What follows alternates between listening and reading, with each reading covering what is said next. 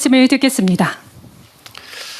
네, 우리 외국인 투자자 그리고 외국 상공회의소 임원진 여러분 이렇게 만나 뵙게 돼서 참으로 반갑습니다. 우리나라식으로 얘기하면 새해 복 많이 받으십시오. 사업도 성공적으로 이끌어 나가시기 바랍니다. 외국인 투자는 대한민국 경제 성장 발전의 핵심 축이었고 또 앞으로도 매우 중요한 역할을 하게 될 것으로 기대합니다. 작년이죠, 벌써 작년 하반기에 이제 외국인 투자가 대폭 늘어났다고 합니다. 역대 최대라고 하네요.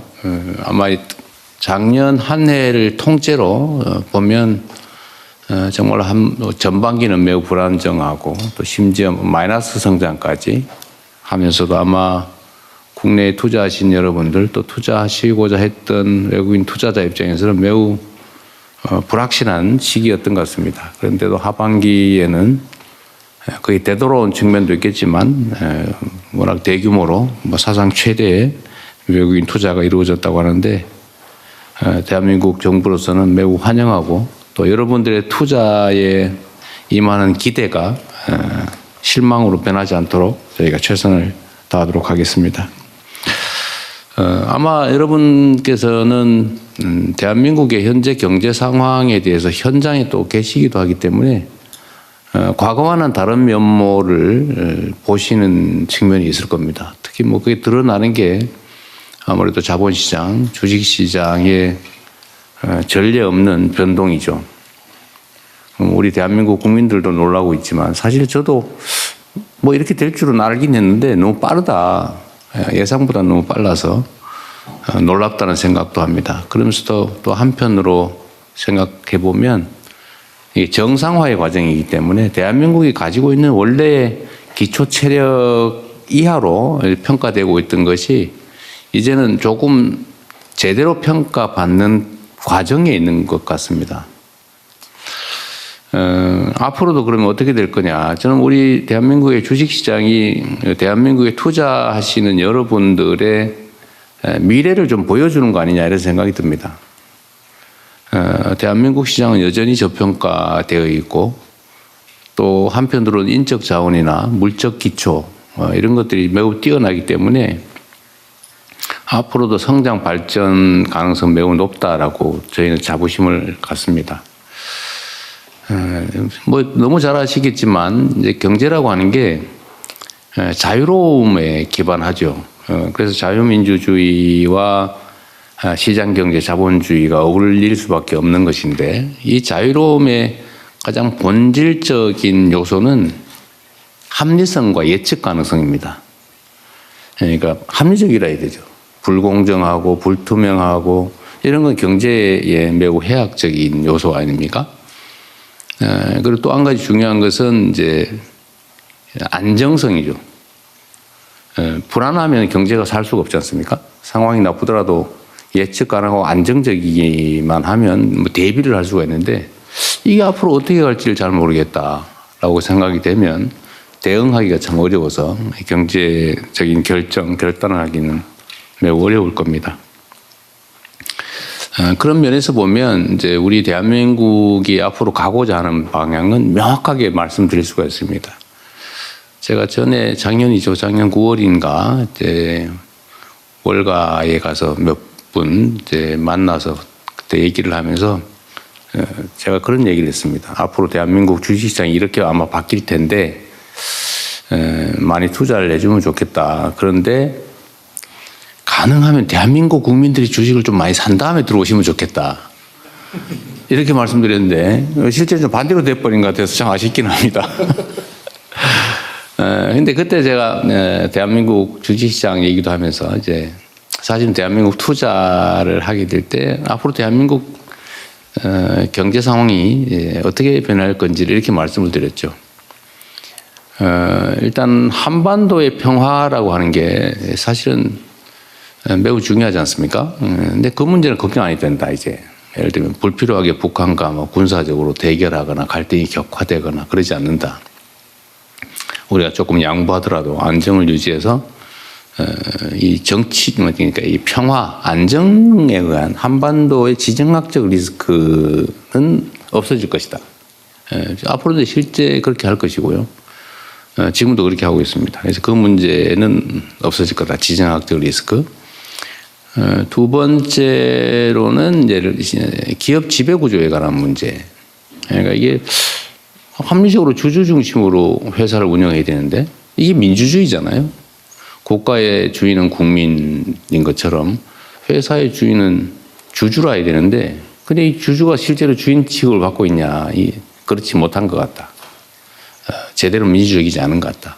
그래서 이 지배 구조를 개혁해서 주주가 제대로 대접받는 합리적인 기업 경영 지배 구조를 만들겠다.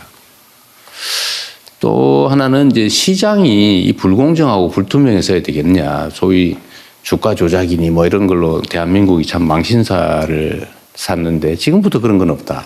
철저하게 주식시장의 공정성, 투명성을 확보하겠다. 또 제가 그런 거 하는데 또 자신이 있거든요. 그리고 이제 가장 근본적인 신규 투자에 관한 부분이라면 국가가 산업 경제 정책을 방향이나 내용을 명확하게 제시해 줘야 된다. 지금까지는 그게 불명확했는데 대한민국은 이런 방향으로 갑니다.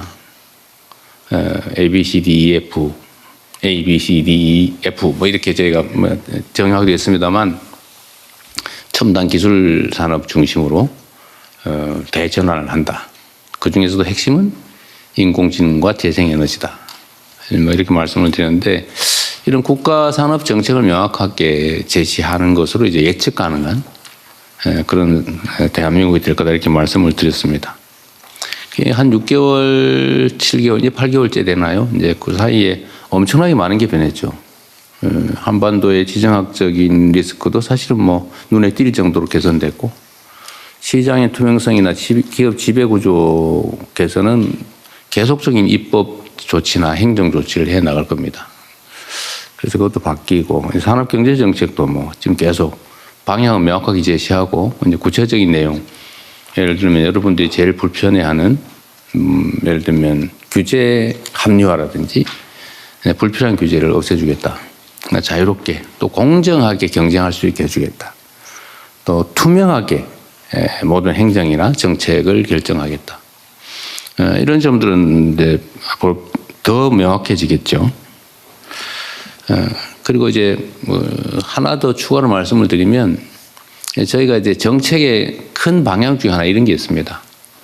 대한민국은 여러분이 아시는 것처럼 사실 땅덩어리로는 매우 좁아요. 아주 조그만하죠. 그리고 서울과 지방이라고 해봐야 사실은 고속철도로 2시간 남짓이면 다 도달하는 건데 아마 중국 같은 데 성과 성 사이 움직이는 정도일 거예요. 매우 좁죠. 그래서 사실 지방과 수도권의 개념이 크게 큰 차이가 없는데 거리로는. 근데 정치 경제적으로는 엄청난 차이가 있습니다. 그러니까 수도권이 막 몰려 있고 지방은 좀 많이 비어 있고. 그래서 이거를 대대적으로 전환을 하려고 해요.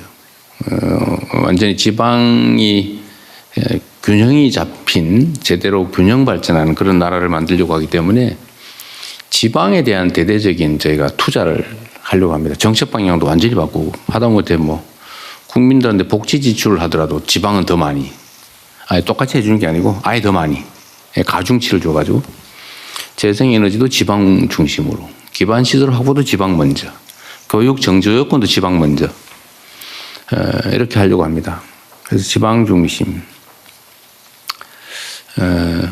이게 아마 여러분들의 앞으로 경영상에 어떤 투자 결정을 할 때 하나의 방향이 되지 않을까 싶고요.